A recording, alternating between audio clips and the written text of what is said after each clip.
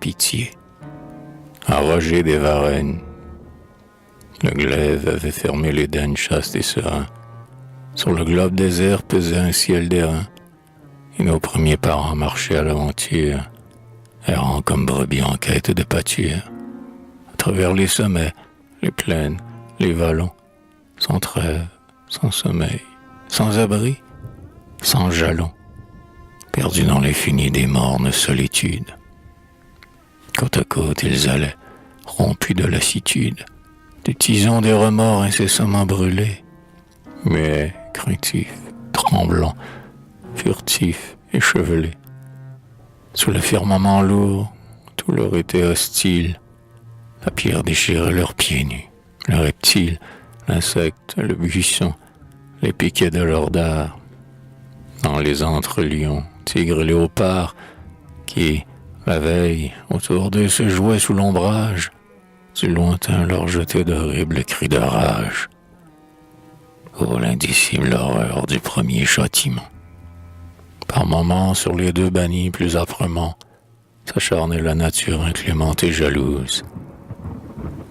Un jour, Adam s'était éloigné de l'épouse, morte plus qu'à demi de fatigue et de faim, pour chercher quelques fruits le long d'un lac prochain, au pied d'un mont. Hélas, la terre était stérile. Vainement notre aïeul, anxieux et fébrile, avait interrogé les rameaux, le gazon, et sondé du regard l'insondable horizon. Il n'avait rien trouvé sous le grand cieux livide, et comme il revenait vers Ève, les mains vides, dans la sinistre paix tombant avec le soir, déshérité fut pris d'un tel désespoir qu'il s'arrêta soudain pour finir son supplice, plongeant un œil farouche au fond d'un précipice, désirant mourir seul, ne voulant plus revoir la femme qui, gisante au creux d'un ravin noir, épiait de la mort l'épouvantable approche.